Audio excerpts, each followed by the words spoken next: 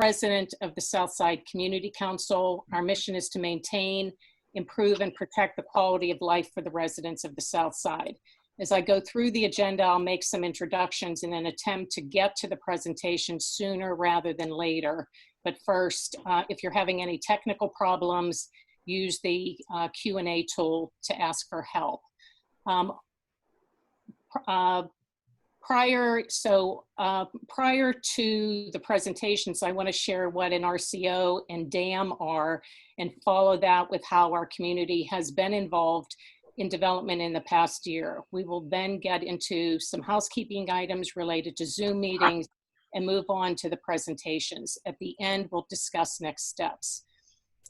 So the next slide will show the Southside Community Council became a registered community organization in January 2020 through the Department of City Planning. As a result, when applicants go to the city requesting to go before the Zoning Board of Adjustment, the Planning Commission, Art Commission, and/or the Historic Review Commission, they must contact the RCO for that community and schedule a DAM.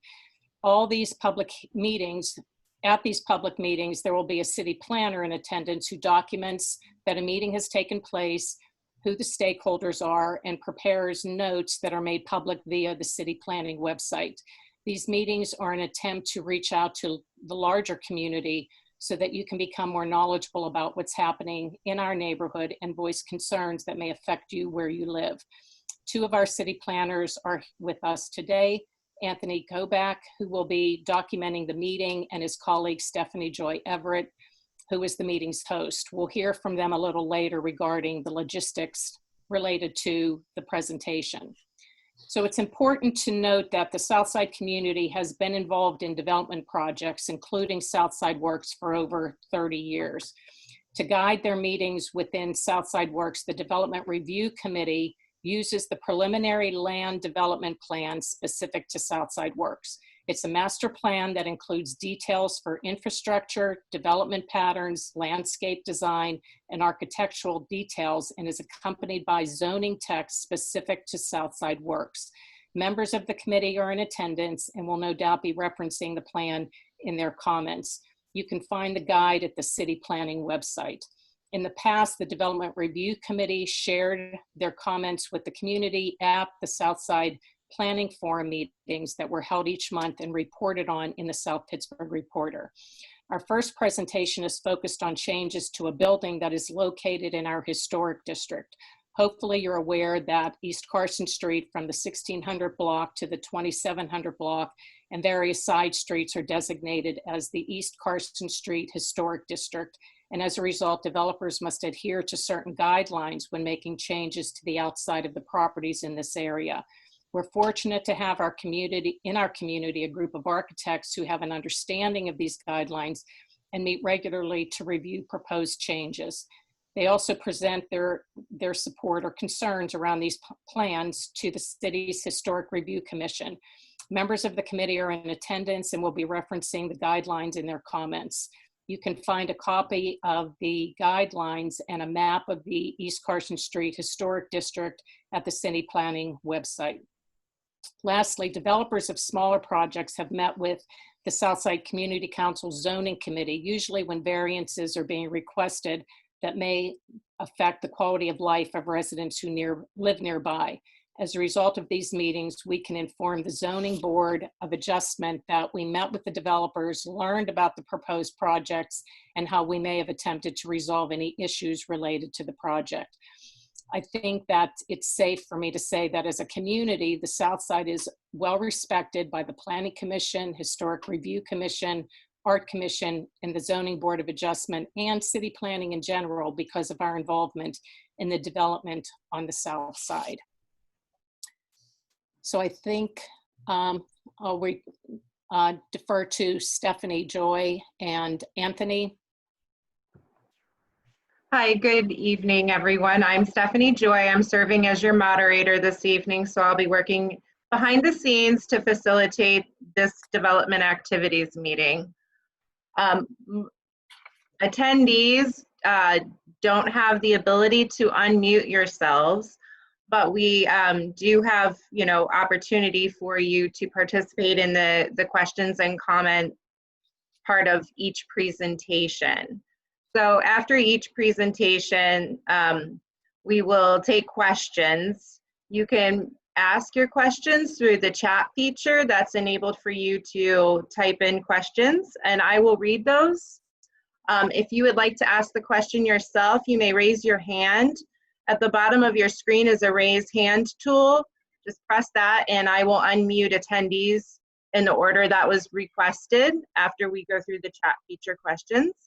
And then for voice in callers, I will unmute each caller by announcing the last 4 digits of your phone number, and then you'll have the opportunity to ask any questions you may have. Again, if you do have any questions about technical assistance, use the Q&A tool. That'll help me kind of jump right to you to make sure that I get you the assistance you need.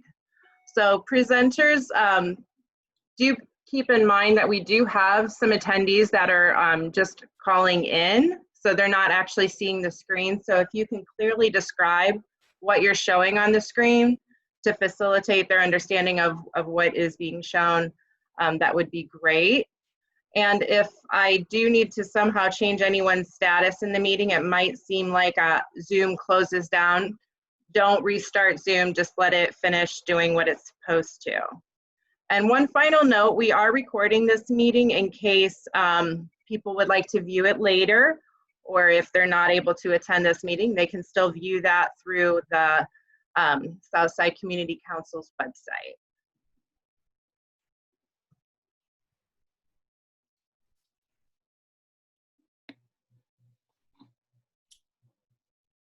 Hi, everyone. Anthony Kovac, the neighborhood planner for the South Side in this area. One more item of housekeeping is just we would normally have a sign-in sheet for a meeting like this. So instead, since it's virtual, I obviously have Southside Community Council members as stakeholders at the meeting, the development team for each respective project presenter. And I also have a design review committee and local review committee members for each of the projects. And then residents, and you could actually, some of the members could be a few different stakeholders in the sign-in sheet. Am I missing any type of stakeholder for, I guess for either of these projects? If you want to just type it in the chat, or for the panelists, if you want to speak, or if it's a person on the phone, when it's time for the Q&A, if you raise your hand and just mention who you represent. It could be a business, but if we've got that group of people covered between residents and the organizations I mentioned already, that's okay. You don't have to repeat that. So Barbara, I guess I'll hand it back over to you for the presenters, and I'll just check the chat box. So Nathan Hart is going to speak to us about 903 East Carson Street. Okay. Okay, if everybody's ready. Yes, Nathan, just one thing. I'm going to mute folks that haven't muted themselves just in case. Okay, I'm going to share my screen and hopefully I picked the right one. Okay, I think. Okay, so for anybody who can't see the visuals, currently I'm just focusing on the neighborhood context. 903 East Carson Street is across from the residence at South High, catty corner to the stadium, and down the street from Kogo's. It is the building next to the corner building, which currently houses Cilantro and Aho's restaurant. So The proposal, the thing that's facilitating this proposal is the desire to make the 2 existing residential units on the second floor legal units so they can be used. In previous years, I don't believe anybody was using them, but my client who bought the building last year would prefer to have a use up on the second floor rather than having just a vacant second floor. In order to do that, he needs a second means of egress from the apartments. So we have one means of egress from the front. There's a door on the right-hand side, which he has restored, but there is no entrance currently from the back from the second floor. So looking back here, it's not going to win any beauty prizes, but let me see if I can find a street view that doesn't have a truck in the way. Yeah, there we go. So for anybody who can't visually see this, there's a driveway in the back that's large enough for 2 cars. We can just barely squeeze in on the side an exterior stair that would come down from the right-hand side. And that side is the only side that really makes sense from the interior layout. Essentially, we'd have a corridor that goes along the side of the building from the front unit. And then the back unit would also tie into that corridor. So at the current moment, there is a door that's just kind of hanging out in clear space from the back. We would propose to brick up the bottom of that and create a window. And then the area where there's a larger window and 2 side windows would then get closed up, and that would become the door. And we would propose to match the existing siding on that, basically in kind. So, and for better or worse, no other exterior alterations on this back end.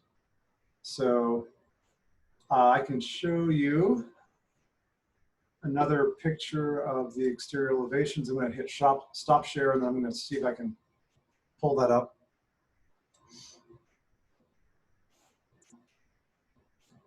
Here we go. So just to illustrate, here's the back view. Here's the window that is currently a door that we would be bricking up with brick to match up to the sill height. And then the rest of the opening would be infilled with a window, double hung window.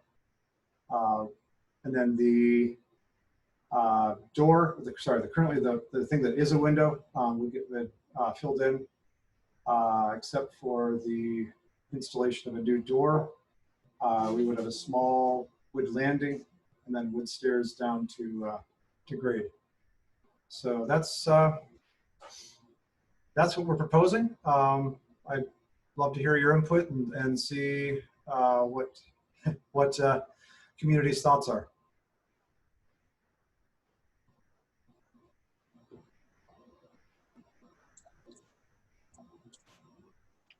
Hi, Nathan. This is Mike Clark with the Southside Community Council. How are you? Good. How are you? Good. Who are you with? Are you the architect? Or are you? Yes. I'm the architect. Are you with, which firm are you with? Sorry. So I have my little company, Hart Architects. Excellent. So I'm an architect as well with Perkins Eastman, just full disclosure. Okay. I guess I was asking, you're saying it's currently 2 units on the second and partial third floor, or is it just a second floor and there's 2 units there? And what is being done inside? Yeah, there are 2, how do I put it? There are 2 units there. Historically, there have been 2 units there, but they do not have an occupancy permit. So I can't say that there are 2 legal units, but we are trying to make them legal. Okay. And how big are they? The building doesn't look that large. Are you trying to, is the owner trying to shoehorn in 2 small, basically 1-bedroom units? I'm wondering if it has to be 2 units and it can't just be 1 larger single unit. Let me show you the floor plan. We actually have that laid out as well. Okay. Let me see if I can share my screen again. Oops, nope. Here we go.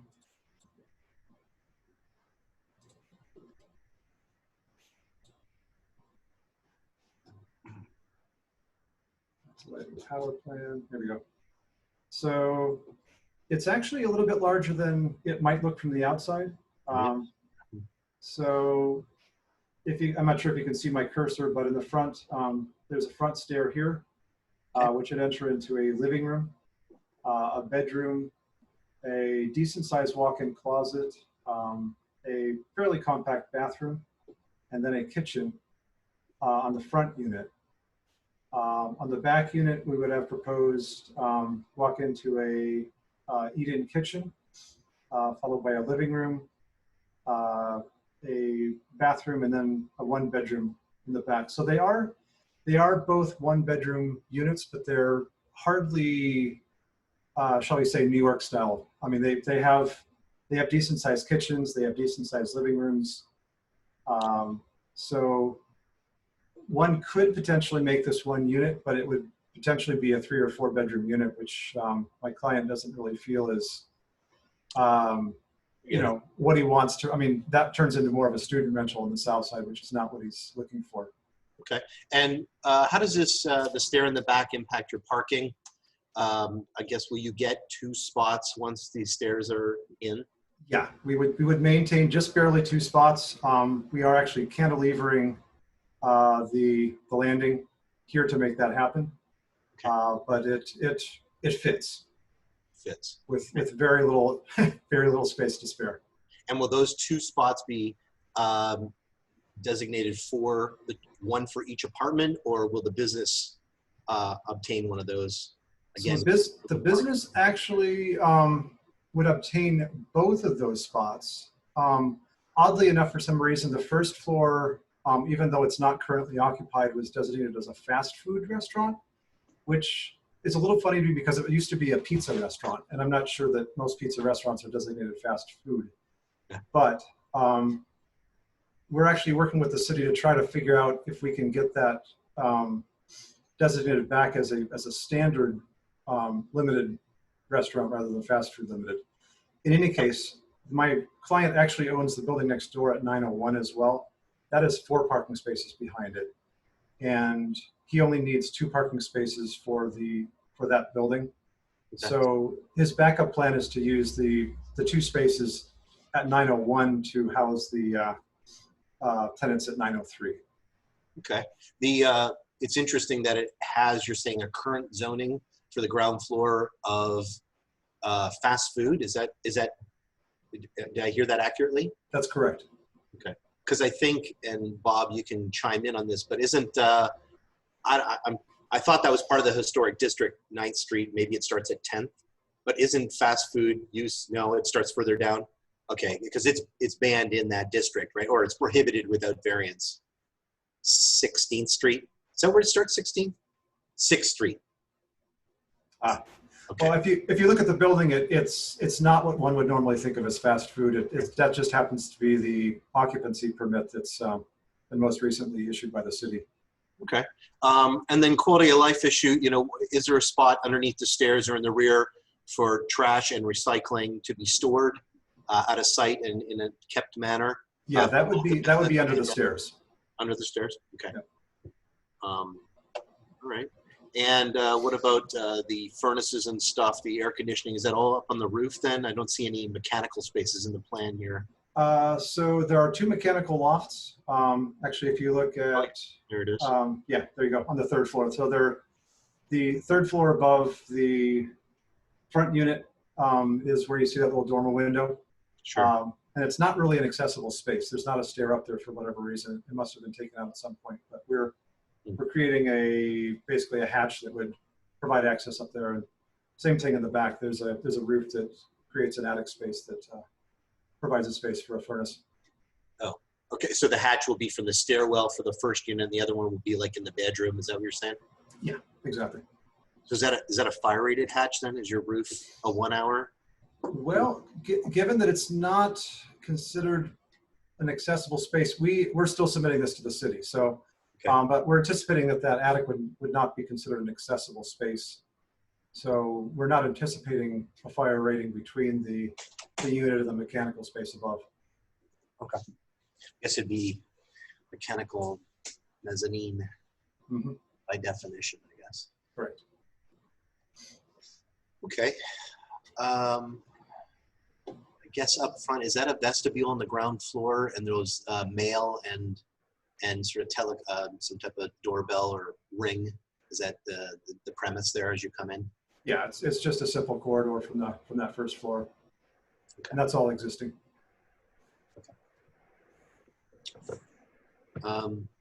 Good, I think.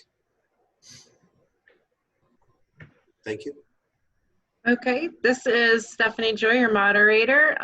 It looks like maybe Bob Russ and John Martine would like to speak for the East Carson Street Local Review Committee. Can you hear me? I can hear. We can. Hey. Good evening. So I'll start off just real quick, Nathan. Stephanie, I think there's some feedback coming The feedback. from Bob. Is that coming through better? Yeah. Can you hear me? Yeah. Okay, thank you. I'm actually sitting in front of a Sheetz gas station up in the middle of Pennsylvania, and somehow wired in my hotspot off my phone. So I feel very high tech right now, as much as you can outside of Sheetz. So the local review committee in the East Carson district, just real quickly, John Martine, myself, Jerry Marosco, Peter Margatai, and Jody Shermer are the committee members at the moment, and we've been reviewing projects in the East Carson Street Historic District. John since the very inception of it, and Jerry, myself for about 15 years, others for about as long. So we are only interested in looking at the exterior of the building and what Nathan will have to apply for when he goes into the HRC. So Nathan, you haven't been on the agenda yet. This is in preparation for that, I take it. That's correct. Okay, and what you're applying for is what you've shown in the drawings is the back facade primarily. Entirely. Yeah, we're not proposing any alterations to the front facade at this time. My client and I have broached that conversation. There are certainly improvements that could happen at the front, but right now he's really concentrating primarily on filling the building, and then after that making further investments into the front. So to that, you showed the front elevation didn't have this entrance off the street, the Carson Street side into that corridor and up the steps. Does it, or does it not have it? I believe at the current time it does not. All right, I'm sorry, it does have an entrance, although I'm a little confused because currently the street view does not show it as being blocked up, or as being blocked up. Yeah, okay, so it might be outdated street view, but I can't even remember myself whether it had that entrance or not. I just want to make it clear, in this application, what you're showing tonight, it's not a new thing. Not a new thing, no. It's an existing thing. Okay. So yes, we primarily looked at the back elevations, what were on your drawing. Mm-hmm. And LRC, and I'll let John mention something if he wishes, but we didn't have any big problems with what you're proposing here. So we're good with that if that's what's coming in. The problem we're having, though, is that your client went ahead and built the deck and went in and infilled the window. About 2 weeks ago or 3 weeks ago. I happened to be getting some takeout next door. So it's built and it's not complying with your drawings. So there are two things I'll focus on tonight. Go back and talk to your owner. And we sent photos around. I don't know if Barbara has a copy, but we'll send those to you. So two things we want to talk about that need to be addressed is they did infill the window in that doorway. But they did not do the brickwork. They just put in some vinyl siding below it. So, and they also framed the window as if it was in a wood frame wall, meaning the casing around the window is applied to the face of the brick. It's not set back into the brick as you normally would for masonry brick. So we're gonna have to address that. What you're showing doesn't have a lot of detail, but we interpret it as a standard window set back into a masonry opening with the brick infill at the bottom, matching the brick of the building in some way. But generally all that you drew is we were happy with. It's just not that way it is built right now. So he jumped on, didn't have a C of A, probably doesn't have a permit for exterior work. No, we've applied to the city, but we do not have a permit yet. So he should not be working on it. Okay. So someone's probably going to file a 311 just to start a process of helping us correct the issue. And they should, yes. Yeah. So sorry to make you aware of that and not to put you on the spot. And to everyone's full disclosure, Nathan's done a lot of work in the district, the Rex Theater storefronts, the old Carson Street Deli storefront that's under construction right now. We know Nathan pretty well. He's done a number of projects and has worked with us quite well in the past. So I have all the faith, Nathan, that Thank you. we'll get this straightened out. The second point is that the new deck extends beyond the property line into the adjacent 901 property. So the whole stair is across the property line. And I don't that's know. going to be an issue too. Yeah. That'll be a PLI issue. So there's some things that probably need to be fixed. So come up to speed with that. From the LRC's point of view, they can achieve what's in your drawings, particularly about the window. Great. And the deck, I don't know, since we've seen it built, it's a little different than your drawings, even in details. Okay. We haven't discussed it as a group to say whether we object to the deck outright, or if it's just a matter of, for you, the issue that it's over the property line and into adjacent property, and it's slightly differently configured. It is awfully close to the power lines that come into the back of the alleyway too. There's a little trellis that tries to block your hand from touching the power lines. Again, you want to talk to your owner and try and sort your way through that. Okay. So those are really our two items. And from your drawings, you didn't draw it all, but there's a lot of other non-conforming materials back there, infills from past years. We don't have a record of when they were done, before the district, after the district. So we were making the assumption, if you will confirm, that nothing else on that back facade is being touched at this moment. So it's kind of, it lives because you're not really altering at this point. The two alterations are the deck and the door. And I think the door has been done reasonably well. The deck is different and the window's different, so the window needs fixed. Really, Right. I think are things. And I don't know if John has any other comments. And I don't know if Barbara or somebody, I passed around the photo. I don't know if anybody can put them on the screen for what it's worth, but I don't think we have to waste our time now. I think if everyone has faith in LRC and Nathan and us to work through that with HRC, or prior to you getting to HRC, we would be satisfied. And we have faith that you'll work with us on that. But there'll probably be a 311 to start holding their feet to the fire and start the process really of remediating a non-conforming, non-permitted kind of early construction ahead of you kind of. Sorry about that, Nathan, but that's where we are at the moment. I think it's No, and you're doing the right thing. If I were, if this were my neighbor, I would be equally concerned. So yeah, no, I don't I don't hold it against you. In fact, I credit you for that. So okay. Yeah, this is John. The only comment, Bob said it all, but the only comment I would have is that hopefully once your client starts getting income from the apartment units, that he seriously considers restoring or making some effort to revive the front of the building, which as you will agree, and probably everyone who has been able to see it, is quite unattractive. So we would hope that that could be changed at some point.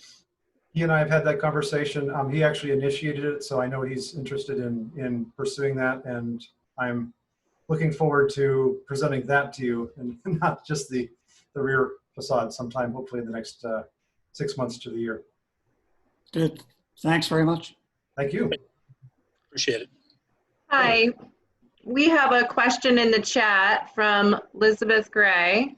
Will the new stairs, with the new stairs, pardon me, will you lose one parking space? And what is the building's occupancy permit at this time? Okay. To answer the first question, no, we're just able to squeeze in the stair at the width that building code allows, or I should say requires, and still maintain those 2 parking spaces, but it's tight. That said, it sounds like my client may have shifted the stair over a little bit into the neighboring property, which he also owns, but it's still not allowed. So we're gonna have to make some corrective action there. To the second question, the first floor has an occupancy of restaurant limited fast food. The second floor does not currently have an occupancy listed. Thank you. And Nathan, I've run into this before on projects where DOMI requires the curb cut, and knowing the south side in the alley, there probably isn't an actual curb cut back there, but they require curb cuts to start 3 feet from the property line. So your parking spot can't actually start or be closer to the property line than 3 feet. Have you accounted for that in your spacing, or are you assuming the spot starts at the property line on the east side and works towards the stairs, and that's 2 full spots? Right. In this case, the occupancy permit for the fast food restaurant actually acknowledges those 2 parking spaces as an existing use for that restaurant.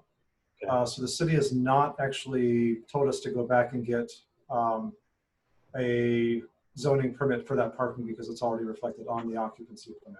So I think the question here is, if he is saying these are for the apartments, then I think you would have to come off that restaurant occupancy as you're shifting out of that. Yeah. And you can't, I don't want you to double dip on this. Absolutely. No, that makes sense. Yeah, I mean, we want, as residents, we want the parking to be assigned for the residents, so we have less residents having parking issues. And we recognize that the businesses can sustain on public parking, or at least should, and public transit in the walking district. So if you could correct that as you move forward with the owner, we would appreciate that. Okay, yeah, and we are in discussion with the city about getting the fast food occupancy designation off of that first floor use and just making it restaurant general or restaurant limited. Okay, how many square feet is that ground floor, by the way? Let me see if I can pull that up. Oops. And you probably know why I'm asking. The 2,500 magic. It is less than 2,400 square feet. It is, the whole lot is 2,100 square feet. Nice. So I think it's let's see here. It's about 1,600 square feet. Okay. All right, thank you. We have a question from an attendee, Mike McKay. I'm going to unmute you.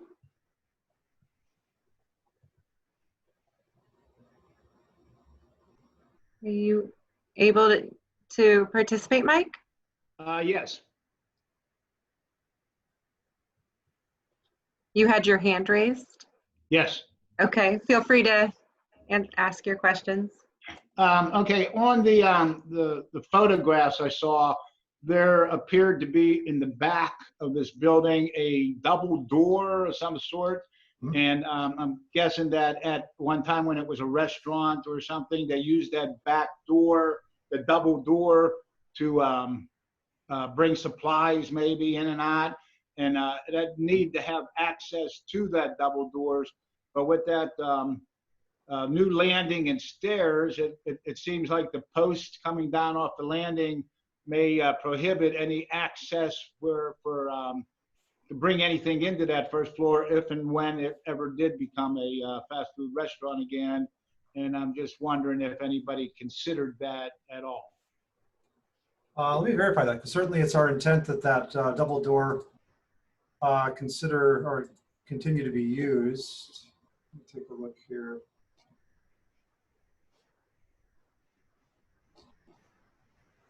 So the deck does extend out about 4 feet. Those are 3 foot, a double pair of 3 foot doors. So there, we do not see a conflict between the posts and the doors' ability to swing out. That said, it's certainly the posts do impinge upon some movement. So any larger equipment may have a challenge if they're bringing in, say, like a new stove or something like that. They may have to try to figure that out or come through the front door.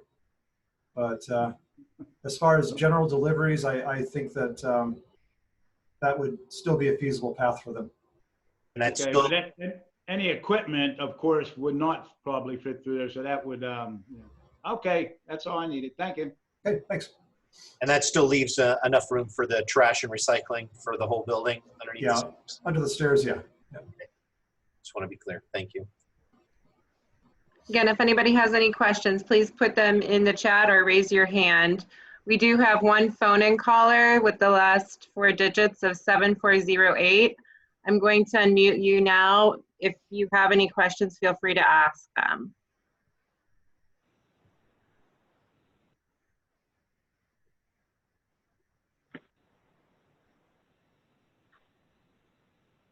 Hello? Hello, I don't have any questions. I'm just listening on my phone. Okay, that's fine. I just wanted to make sure we gave you the opportunity. All right, thank you. Any other questions? Okay, Anthony, Barbara, you want to follow up with the next steps? So if there are any additional, as you can see on the screen, any additional comments, they can come to info@southsidecommunitycouncil.org. I know that the LRC will be working together to make sure that when the project is presented at the Historic Review Commission, any questions or concerns have been addressed. And also just to let you know, this is our first RCO, our first dam, but our plan then is to provide follow-up information on our website and then also in the newsletters that we are doing monthly. So again, if you're getting information and you still would like to provide any public comment, you always can do that through the Historic Review Commission meeting. And there's information on the on the slide and at the website as to how to go about doing that. Excellent. So I think that's it for this project, correct? It seems to me, yes. Great job. Okay, thank you, everybody. Thank you, Nathan. Thank you, Nathan. Okay. Thank you. Bye-bye. Unless you're planning to stay. It's up to you.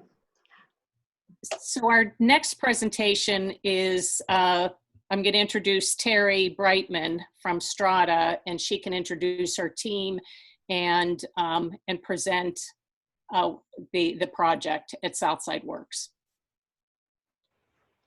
Hi, as Barbara said, I'm Terry Brightman, and today I am joined by Dina Snyder, who is a partner at Strada. And we have done a design for the town square at Southside Works. And additionally, we have Elena Alves, who is a landscape designer with the firm, and another face from Strada, John Martin, who you know, but just wanted to say hi to John since he's one of us. And I'm just gonna, share my screen, so bear with me. All of a sudden my share went away. Okay. I'm assuming you're all able to see this. Looks great, Terry. Okay, great, thank you. Don't need to update now. So we have been, Samara Road is the new owners of Southside Works, and they reached out to us about a year ago to look at ways to refresh this property, to get more people to come and visit, to bring in new retailers, to bring in new restaurants, and to really make this a draw for the community and a place that the community wants to visit. So we're excited to work on this project and work towards that shared goal. And if you aren't familiar with where this town square is, I expect that you probably know where the Cheesecake Factory is. That seems to be the easy point of reference for anyone who's on the phone. This is the public plaza that is at Sydney and 27th Street, kind of in the heart of Southside Works. It has crisscrossing brick pathways and a flush water play area in the middle, and then 4 planted areas on the 4 quadrants that are left after those crisscrossing paths. And Cinema Drive is on the right, which helps to provide some extended use space because it is a flush curb condition in front of the movie theater. So that's generally where we're looking, but our scope of work is really just sort of the central core of that site. And so here are some of the existing photos for people who are able to see them. A lot of the materials that are present are the materials and a design aesthetic that is outlined in the PLDP. So you'll see that there are brick and warm earth tones, the traditional light poles, the furnishings are in line with what's in place on the rest of the development. And so we're looking not to make a complete change from that, but just to modernize and make the space a little more contemporary. And at this point, the water play we know has been a heavily utilized asset for the neighborhood. So we'd like to update that use, but bring some additional things and really start to draw people here again. And there's also an interest in bringing a younger crowd as more young professionals are moving into the neighborhood. The client is aware that we see, a lot of people who are walking their dogs, and there's opportunity to make this a stop as people go down to the Riverwalk and connect to some of the spaces that they're able to get to by foot or biking here. And this is really just meant to be, a node along the way for people to meet and gather, but also to be a space for, dinners and lunches, and to help people get out of their offices and their residence and have somewhere nice to go and sit outside and enjoy the weather when it's nice. So just more of the photos that are there. Currently, there's only one accessible entrance, and that's at the south corner at Sydney and Cinema Drive. The rest of the entry points have stairs, so we'll address some of that. There are some mature trees. The majority of those we intend to keep because we know that shade is a valuable asset to a public open space. So what we're looking at now is our proposed plan for the site. And essentially we're still keeping the planting that is kind of bringing the perimeter of the town center itself. But we are expanding the central paved area. And the reason that we're expanding that is so that we can offer more family-friendly, and multi-generational programming. So with that, we're moving the stage so that it's on the eastern side, so that we'll have, nice evening views for concerts. You're not going to be blinded by the sun, but you also have a nicer backdrop with trees instead of the current stage is sort of on the southwest with the road behind it. So we're readjusting that, and we're making it a built-in stage structure. We're presently now, it's just sort of a metal structure that's in the planting bed. So this will be built in, and it'll have shade sails on top. And we're proposing movable tables and chairs. So people are able to sit under those shade sails if they're there for lunch and it's hot or it's sunny. But all of that furniture can be dragged, anywhere in the plaza that you want to sit. So if you want to be in the sun, you have that as an opportunity, or the shade sails are under a tree. But we're also providing for sort of a more family-friendly section on the west side of the plaza, shifting the water play and adding just like low play domes. So it's not outright a play space, but it's somewhere fun if a family comes to visit on a hot day. The kids can play and jump on the domes. There's a section of lawn to the left of those, and there's the adjacent water play. So it really kind of makes for, the family side. So if someone doesn't necessarily want to be around kids playing in the water, there's sufficient seating and lawn and planting for shade on the eastern side of the site. Additionally, what we wanted to do is to provide more accessibility to and through this space. So with having the hardscape, it allows us to have, plenty of room for people to get around the new amenities that we're adding to not necessarily have to get too close to the water play if they don't want to. But we've added that additional accessible route from really what is the main entrance to this site at Sydney and South 27th Street, where the existing green kiosk building is. So now we're able to sort of widen those entrances to make them more obvious if you're not familiar with the site where you can enter. But now you have two accessible entrances from, two different directions. But unfortunately, we're not able to resolve the grade at the Cheesecake Factory side. So the stairs there will remain, but we still think that the two accessible entrances at Sydney Street give access to the full use of this site, with that one exception where the small brick utility building is and that set of stairs.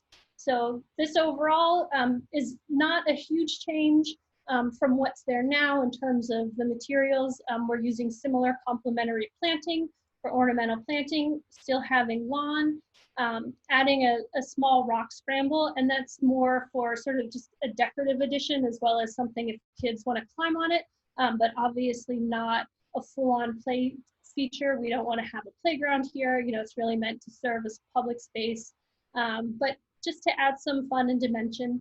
And then we're also proposing a water feature at the south side, and that's just to help break up some of the sound from Sydney Street when it's busy and to provide some white noise. And if you're sitting having lunch, you know, just something nice to look at. It's always good to have something pretty to see when you're outside and enjoying a meal or a drink or a chat with your friends. So overall, that's what we're looking to sort of revamp this site with, and using materials similar to what the adjacent buildings are using, but in better shape than what's there now, and, you know, modernizing these amenities for the community. So we also know that it's important that this not just be sort of a one-note space. So in order to have kind of a year-round experience, we took a look at the proposed programming. The client has hired a PR group to help bring more events back to this space. I know in the past there have been summer concerts and things like that, and so they're really interested in getting people to Southside Works and getting them to come back to Southside Works. So some of the proposed programming, obviously the summer is the best time to keep this space busy and active, and so that's where we have the opportunity for food trucks to come and maybe some concerts, and we have the water play and the play domes for children and families, and opportunities too with the enlarged hardscape to provide for green markets, farmers market, or food vendors to set up in this space. Because currently there are the bus tours that are ticketed out of that kiosk. So we know that this is sort of a stop for some tourists to the city. And so this is a good opportunity, you know, to just have additional revenue for local businesses through the food trucks or vendors, to really just complement the sort of grassroots efforts to help bring business to locals in the area. And the idea too is at night to complement the restaurants and the shops that are here is to have the opportunity to continue with the concerts and performances that have happened in the past, you know, with plenty of room to give people space to be there, but to not be congregating in places that are going to cause issues with circulation or access. So that's part of why the lawn is bringing that enlarged open space in the middle, and there's opportunity. Presently, the kiosk is not part of our scope of work, but we have spoken with the client about possibly using that to provide concessions to make that just an easier point of access. And to continue those types of events through the fall while there's still seasonal weather, you know, to continue having those types of having decorations and fall type events, you know, if it's a harvest festival or something similar, or trick-or-treating. You know, I know that there are costume contests for dogs, and, you know, kids love to come out. And so it would be an opportunity for people to meet and get together in a space that's, you know, family friendly and welcoming, and the client is aware of the very large group of dog owners in the area. So I'm sure there'll be events to accommodate them as well. And then in the winter, you know, obviously the water play can be of a concern, but the proposed design is all flush mounted, so it'll be winterized. It won't be on in the winter, so it won't pose any issues in regard to, you know, icing or slips and falls. It'll just be shut off, and it's just flush with the concrete that's there. And there's an opportunity then for, you know, seasonal light displays, and if there's a Santa, you know, it's a fun place to have families congregate outside to do pictures with Santa and have, you know, a seasonal holiday market, as I'm sure people have visited in other cities. You know, there's opportunity to have that here. and it would be a fun way to get people into the space in the colder months. And given the reason for why that we're on this Zoom meeting, we did revisit this plan while quarantine first began, and we were trying to understand what the impacts of that in the long term could be. And so we took a look and adjusted some of the elements of the design, and this also feeds into why the larger hardscape in the center of the plaza than what is in the existing. And that's really just to allow for social distancing and to be able to still have events for people, but have them feel comfortable when they're there. And that's the widening of the entry paths, is to just allow for people to pass, in and out and still feel comfortable that they're keeping an appropriate distance. And so we really wanted to make sure that this design, was timely and appropriate for the conditions that we're currently seeing. And in a similar vein, we wanted to make sure that everyone in the community was able to be here. So we've ensured that some of the movable furnishings are accessible and workable for people in wheelchairs or with disabilities. And similarly with, we have benches on site that accommodate the depth and the back that someone in a wheelchair would need if they wanted to transfer, to really make sure that this site is inclusive. And that's another reason for adding and keeping the flush water play. So instead of it being an interactive type element that you need to be, fully able-bodied to use, that's not an issue with this water play. So, children of all abilities will be able to interact with it and have fun. And then we're utilizing contrasting pavement bands. So still in the warm tones identified in the PLDP, but with that contrast that'll be visible because these are wider entrances, but they still do slope to make up for that elevation change from the sidewalk into the plaza. So we want people to know, passively, and just if there is a visual disability, where that slope is going to change. So we don't have to have concerns about someone tripping or not understanding where those changes are going to occur. There'll be that contrasting visual barrier so that it's easily identified. And so as we referenced, we wanted to confirm that this design does meet the design guidelines in the PLDP. Some of the obvious ones, we're using native plantings that complement the existing. We've used the Pittsburgh building palette and provided for accessible site entry and movement. We've delineated the zones for high traffic areas, but I'll spare you all of the details, but we really did, try to hold true with what the PLDP is seeking and make sure that this renovation still feels of the place and not like a different hand came in and changed everything. But if you came, today versus 6 months from now when this is in, it would still feel like this is the right town center for this site. And so just for reference, we're showing some of the site elevations. It's not a big change in terms of, the actual height elevations from the sidewalk to the bottom of the plaza, but we did think it would be nice to add a little bit more vertical appeal just from a visual sense so that you can identify this site as you're coming from different, the roads around here. So we're proposing the shade sails. It'll just bring a nice pop of color, contrasting with the Cheesecake Factory and help identify, where that stage section and the seating is and add additional shade within the center of the plaza without needing to put trees in there. And you can see that there is the small existing structure for the mechanicals that will remain because we'll still need to tie in and reuse those existing utilities and that infrastructure. So this is just a review of the materials that we're proposing.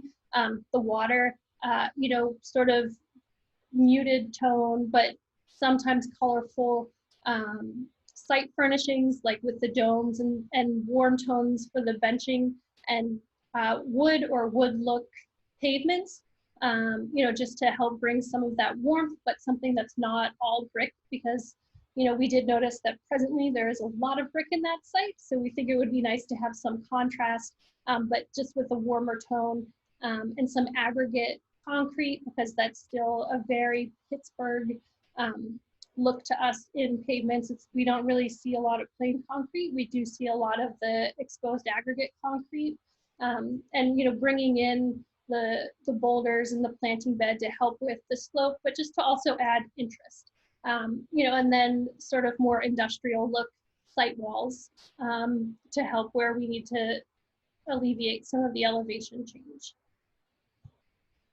And for the planting, we want it to have a mix of, ease of maintenance so that it actually looks good, all throughout the season, regardless of necessarily the level of maintenance. Not that we think that that's a concern. There are a number of planters all throughout the site that I'm sure you've seen, and a maintenance program to work for those. But we wanted something, that looks like it could have always been there. So we're proposing a lot of ornamental grasses that'll provide fall color, but be nice texture throughout the seasons. Some flowering plants to give spring and summer interest, and then additional trees for shade and an ornamental tree just to bring another pop of color. And so the final view, sorry for who's on the phone, we just have a couple renderings of the proposed condition. So this is the bird's eye view showing the location of the stage, and it'll have the site walls around it to kind of nestle it into that slope and just sort of give that separation from that level of the plaza and the roadway behind it. The location of the water play and, the play domes are on the opposite side from that stage to really kind of balance the activity in the site. And yeah, you can't really see the water feature, but we see that elsewhere because the trees are blocking it. So here you can see in the distances, it's just a simple low water feature, and it's really just to help get some of that white noise into the plaza, some of the ornamental plantings, and a view of kind of the rock scramble and the site wall for the stage and the shade sails. So this is just a view if you're standing on the path that's in between the plaza and the Cheesecake Factory terrace. And if you are a parent to a young child, which I am, this is probably the view that I would see the most, having to be over by the play domes and looking at the, kids playing in the water, and just, this kind of covers the everyday type of activity that we hope to see in this plaza when it's warm outside. And then this is a view from the stage looking back out. So you can see the kiosk where the bus tour tickets are presently sold. And the intent of the water feature is to really help sort of create that edge of the plaza in a nice way that complements the planting that is in that planting bed along the street. And really just help this feel like its own place apart from the streets that are surrounding it. And that is it for the presentation.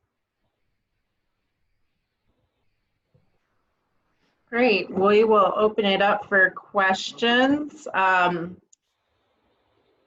don't see any in the chat, but we do have one participant with their hand raised. Mike McKay, I'm going to unmute you. You can unmute yourself. Okay. We can hear you, Mike. Okay. When I looked at that plan view of this whole area, I remember being up there so many times, and when it gets kind of crowded, there were always, well, currently there are a lot of benches. People can look, there's 8. Well, I'm looking at Google Earth right now, and I can count 8 right around the existing water feature. And then not to mention double benches along Cinema Drive and on 27th Street. But when I see this plan view, I'm looking at like 3 benches. And it would seem like when the movable cafe seating is full, where are people going to sit? So it's a good point and a fair observation. I would say and Elena, jump in if you happen to know the number.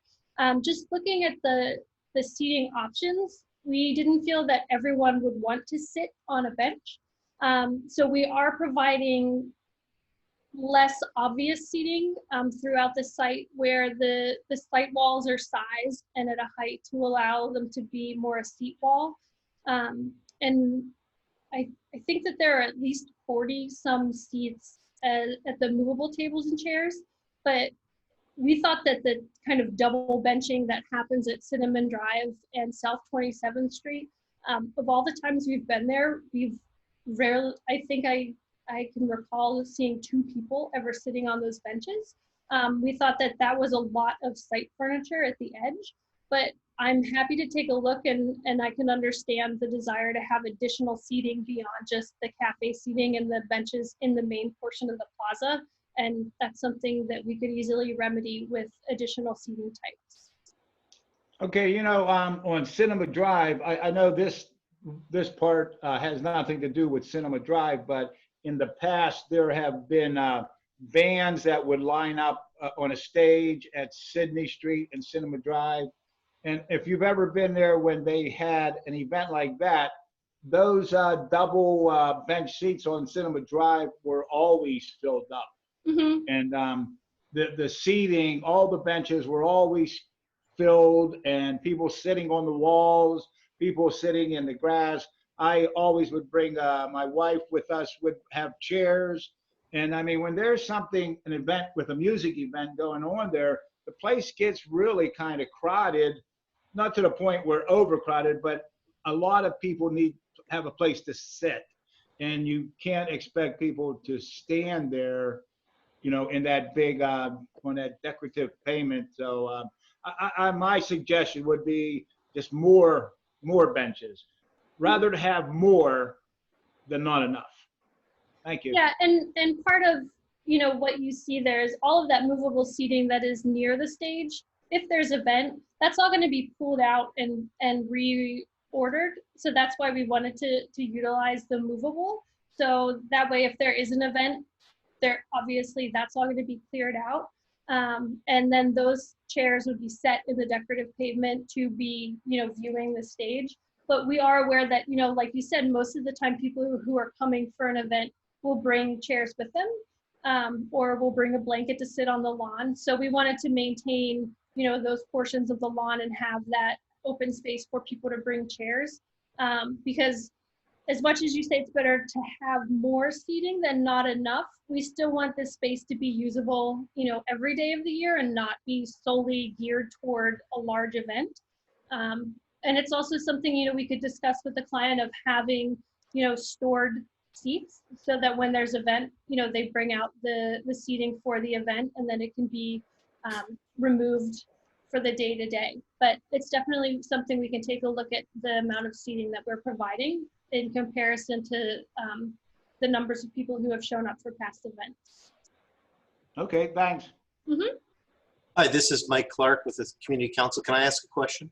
Sure. Great.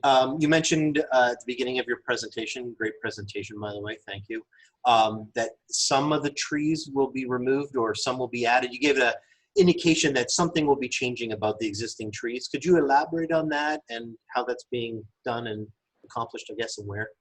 Sure. I think, Elena, you may know this or have a quick reference to it, the number we're removing. I think it's maybe only about 3. You're muted, so whenever you have. Sorry, I think it's actually only 2, and it was down by where the stage is currently. That was the area where we mainly ran into issues with the planting bed sizing, like expanding the brick paver. So actually most of the existing trees should remain, and we are actually adding more supplementary trees to that in between the larger trees. So the bigger ones that you see on the side, on both the east and west side, those are existing, and then adding one in the middle of each. And then all the street trees currently in the sidewalk should also remain. Great. The other thing. Yeah, sorry. It's all right. In your precedent images, you showed one of them where it had what is it called, like a chessboard on grade. I didn't see that in the plan. I'm kind of hoping that it's not there because I know we have it back block in the in the other park, the tunnel park. Yeah, that one. So you're not trying to do that anywhere, or? No, that wouldn't be a permanent install. That was just an example. You know, when we've spoken, because we've tried to coordinate our efforts, obviously with Revive, who is doing, you know, events and PR. This is more a representation of a, you know, one-off. This was an event for a day, and this is something that they may set out. You know, if it has cornhole, it wouldn't be a permanent installation. It would be, you know, brought on, set up, and removed. Okay, great. Looks like we have a question from Peter. Hi, Peter Kreuzmeyer. If you could flip back to the 3D image, the rendering. Yeah, bingo, that one. And I have a very similar comment to what Mike raised about the seating, because it looks like the usable hardscape of the existing plan, when you take out the fountains, because you can't really use that unless you want to get wet or unless they're running, has increased by a factor of, I don't know, 2, 3, 4, but the seating is kind of thin. And I feel the same way that, you know, if the space is heavily populated, where do folks go? Where can they be to sit? And I'm not so sure that tables and chairs in a storage area that you yank out would be, I mean, that's useful, but for a day-to-day solution, I'm not so sure. But I'm looking at what you've done around the, let's call it the stage area, the proscenium area, where you have a low wall that sort of describes 3 sides of this rectangle. If it's possible to use that low wall device, maybe it's some of these other margins between what's lawn and what's hardscape, that it would provide plenty of informal seating without having to do multiple benches everywhere. I just think it doesn't feel like, you know, if the seating fills up, where do you go? How do you occupy the space? So that's something that struck me too. So I just wanted to echo what Mike raised. I'm curious though, for the programming of this, is this the result of a public process with residents or shop owners, or just directly with the folks who own the property? How did you come about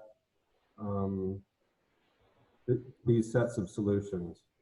Sure. So the owner is a new owner, and this is their first foray into community engagement, but it's the first of many. And so, you know, when we were looking at this programming, they had hired Revive, which is a local Pittsburgh firm, to do their PR and set up events, because they wanted someone who is in touch with what's going on in Pittsburgh. So a lot of the programming came from them through their assessment of what historically has happened here. And CBRE, who does a lot of the leasing in this site, has been working with them to identify opportunities that they're hearing from the residents in the multifamily housing units that surround this, as well as the retail tenants. So to date, most of those program ideas have come from what's happened here in the past, as well as what the local PR firm is seeing as, you know, sort of more popular requested events in the Pittsburgh area, as well as from the local agents who are leasing these spaces and apartments. So we are happy to hear and share any requests for additional programming with the client, because they are looking forward to having more engagement. I believe that they had wanted to start those efforts, and then COVID happened. So there was sort of a halt to that outreach that was planned to happen earlier. So anything that you'd like to share either with us or through the addresses I know that Barbara will share, we're happy to pass those along, and I'm sure the client will be happy to hear it. No, fair enough. I was just curious about the process because, I mean, you have folks who live, you know, just a few steps away from there. I'm curious what their input might be or might have been, things like that. Yeah, and that came from CBRE, who's the local agents on site, from what they were hearing from the tenants. Which is great. Which is great. All right, that's all I have. Thanks. Sure. We have a few questions in the chat. First, Elizabeth Gray has a question that I'll read, and then after that, Kathleen Petrillo has a question. The first question from Elizabeth Gray: what about lighting? Can you talk about the lighting features? It's a good question, and one that we just recently started asking ourselves. I would say for the most part, the lighting at the perimeter of the plaza is going to remain as is. And then we just started working with a lighting design representative to look at the light levels for relocating the poles that are within the area that we're renovating and how we can distribute those throughout the site. So right now the intent is to keep the lighting that's at the edge and to confirm that if we relocate those existing fixtures that we'll have sufficient coverage of the entirety of the site. And if we see that those lighting numbers are low, then we'll go ahead and add more, and they'll probably be more in kind or as close to in kind as what's there, just so that it's consistent with the rest of the development. Hi, Terry. Kathleen from Southside Community Council. I have just a couple questions for you. Now, generally in the past, whenever there were events and they had bands and stuff, they would bring in a stage and put it on Cinema Drive. Now, would the new stage that you're building, would that be where all of the bands would be? Or for big events, would you still bring in a different stage? I think for large events, so what we're showing, it's actually just, it's a flush condition. So it's a stage in sort of the conceptual phase. And that would be used for the smaller events, but for the larger events, they would still probably do permitting to get those on Cinema Drive to accommodate those. Okay, and when are you planning on starting this project? That schedule is unknown at this point. The schedule that we had was going to have this open at the earliest this fall, and at the latest was going to be early next spring. But because of COVID, the planning commission process and permitting is lagging, and there's a backlog. So, and we're still waiting to find out when we can get on the planning commission's agenda. So we're not really sure, because we know we need to get through that approval before we can apply for a building permit. Thank you. Any other questions from panelists before we move on to the folks that have called in through the telephone?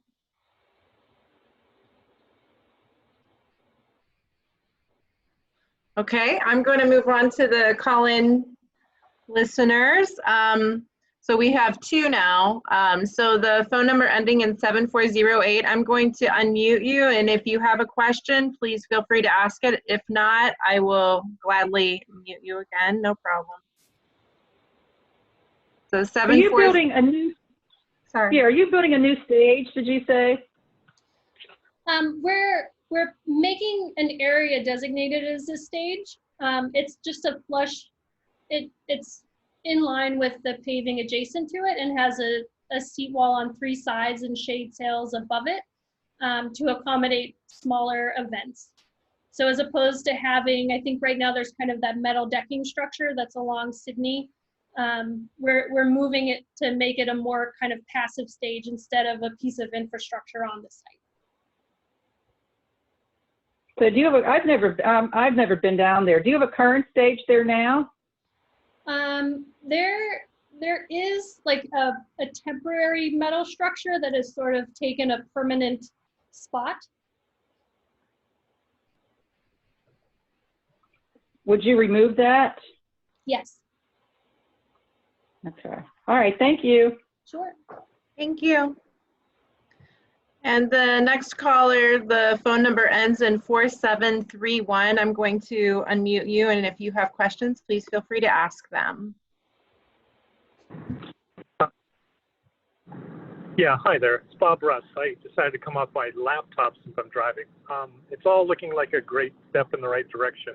I think that whole town square could use the energy and the newness of what's being proposed here. But I don't have any questions. I think all in all, my feedback is positive. Thanks. Great, thank you. Anyone else have questions? Panelists, you can unmute yourself if you do. Attendees, feel free to raise your hand or throw your questions into the chat. Okay, I'm seeing none. I'm hearing none. So Barbara, I'm going to hand it off to you and Anthony. Thank you for a great presentation. I know that those of us that live here on South Side have been anxious to hear about the plans for Southside Works since we learned that there was a new owner. So we are looking forward to being involved. And you are correct, Terry, that there were plans prior to COVID for us to meet with Jonathan. I'll get his name wrong. Jonathan Reeser, and he has emailed indicating that he wants to spend some time with us, sharing some of the other ideas that Samara Road has. So for this town square renovation, again, if anyone has any additional comments, you can always send them to info@southsidecommunitycouncil.org. We will let you know when the date has been set for the Planning Commission, so that anyone is able to present public comment. We will be working with the Development Review Committee and the Southside Community Council to put our comments together so that they can be shared. There might be some behind the scenes work that we do with Strada, but it looks like, you know, it's a positive positive plan. So I think that probably is it. We are again attempting to put this information onto our website and also our newsletter. I also wanted to mention, and I failed to do that, about the East Carson Street project. Anthony has been putting together, he's been taking notes, and those notes will be on the DAM page of the city planning website. And at some point they will be up so you can see what it is that was discussed. And as Stephanie mentioned, this has been recorded. So at some point this also will be going onto our website. So Barbara, yes. can I just add two quick things? One is was touched on, I think Terry said about the Planning Commission meeting with the backlog of the agenda, and also the 30 days given for the community organization to formulate a support or just feedback to the organization. So we don't have that date. Planning Commission meets every other Tuesday, but for the people that are on the call for the previous project, I don't think we mentioned that commission meets once a month, the first Wednesday of the month. And we'll reach out to the presenter. Again, I know there's some coordination between LRC and Southside Community Council and the project, but there's a potential for that being on the August 5th meeting schedule. But again, it's everything to be determined, but just to let the people know that are on here that if they could check back with that. That was all. Okay, so I don't know if Stephanie Joy, you have anything else, if anyone else has any any comments that they would like to make. Yeah, any last minute questions, feel free. Barbara, there was one last thing I wanted to mention. The newsletter for Southside Community Council comes out once a month, usually like the first or second week of the month. If you're not receiving the newsletter, please get us your email. We just need your email and name to get the newsletter, and then you'll start getting it once a month. It does give you a lot of good information about things that are going around the South Side, any events and stuff, even though we are right now not having events, but it's a good thing to get, just to get information about the South Side. So please sign up for our newsletter, either do it online or you can send us your email address and we can add you. If you want to send it directly to me, I'm at kathleen.petrillo@southsidecommunitycouncil.org, or send it to any of us and we can get you on there. Thanks. Great. I think that this was a great meeting. Thank you for everyone that participated. We will share the recording with the Southside Community Council and they can put this on their website. And as Barbara said, there's many ways to still provide input. And so, you know, reach out to your community organization or your neighborhood planner, Anthony Kovac. Thank you. Good night. Good night. Happy 4th of July.